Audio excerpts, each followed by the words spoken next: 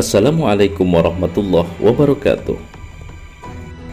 Di Kabupaten Pandeglang, Banten, tepatnya di sekitar kawasan Kewedanaan Caringin atau Kecamatan Caringin, ada seorang kiai sepuh, kiai karismatik, yaitu Syekh Asnawi Caringin, yang merupakan keturunan dari Sultan Agung Mataram, Raden Patah.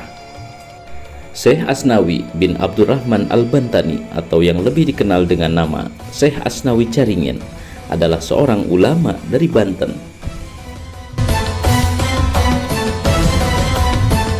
Syekh Asnawi lahir di Kampung Caringin, Labuan, Banten sekitar tahun 1850 Masehi di tengah keluarga yang religius.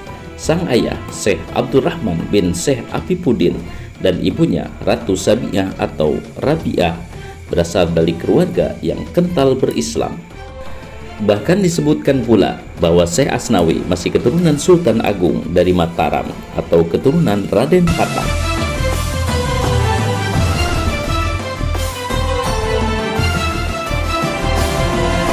Pada usia yang masih sangat belia, sekitar 9 tahun, Syekh Asnawi sudah dikirim ayahnya untuk menuntut ilmu ke Mekah.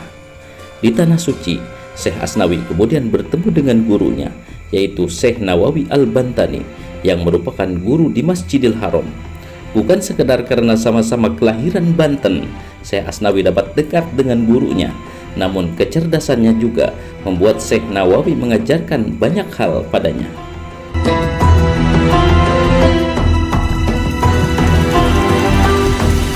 Bertahun-tahun Syekh Asnawi belajar di tanah kelahiran Islam, hingga ketika dirasa telah mumpuni dalam agama, ia pun dipercaya untuk mendakwahkan Islam.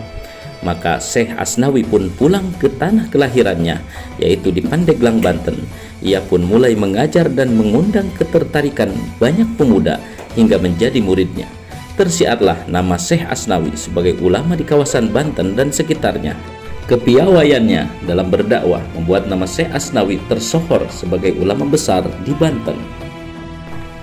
Peran kebangsaan tak hanya mengajarkan agama, Syekh Asnawi juga terkenal semangatnya yang menggebu-gebu dalam melawan penjajah. Ia mengorbankan semangat pemuda untuk melawan dan menentang kolonialisme Belanda, apalagi saat itu seluruh wilayah Banten berhasil dikuasai penjajah.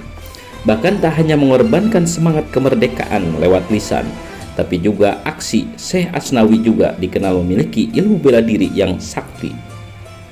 Syekh Asnawi yang tangguh dan berhasil mengajak pemuda untuk melawan penjajah pun menjadi ancaman bagi Belanda.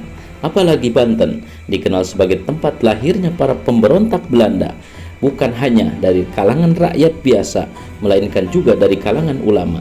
Alhasil, Syekh Asnawi pernah ditahan oleh penjajah di Tanah Abang serta diasingkan ke Cianjur. Ia dihukum lebih dari setahun dengan tuduhan melakukan pemberontakan.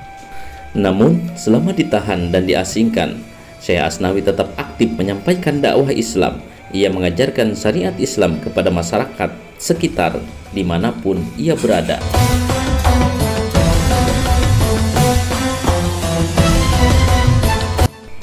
Seusai diasingkan, Syekh Asnawi kembali ke kampungnya di Caringin. Karena situasi yang lebih aman, ia semakin giat mensyiarkan Islam. Syekh Asnawi pun mendirikan madrasah Masyarikul Anwar dan masjid di Caringin pada tahun 1884. Masjid tersebut bernama Masjid Caringin yang hingga kini masih berdiri tegak.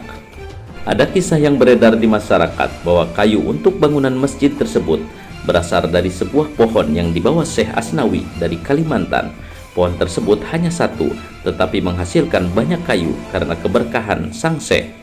Beberapa sumber menyebutkan pembangunan Masjid Caringin oleh Syekh Asnawi juga ditujukan untuk membangun kembali peradaban masyarakat yang hancur akibat letusan Gunung Krakatau pada tahun 1883. Syekh Asnawi ingin membangun kembali akidah masyarakat dengan didirikannya sarana masjid tersebut. Sejak masjid berdiri, dakwah pun makin menggeliat. Banyak pemuda datang untuk berguru kepadanya. Syekh Asnawi pun menghabiskan usianya untuk pengajaran agama dari tempat kelahirannya, Caringin. Setelah banyak kiprah yang ditorehkan bagi masyarakat, terutama masyarakat Banten, Syekh Asnawi menghembuskan napas terakhir pada tahun 1937 Masehi. Ia meninggalkan banyak sekali anak yakni 23 putra-putri. Ia dimakamkan di dekat masjid yang ia bangun, Masjid Caringin. Hingga kini, banyak masyarakat yang rajin berziarah ke makamnya. Wallahu a'lam.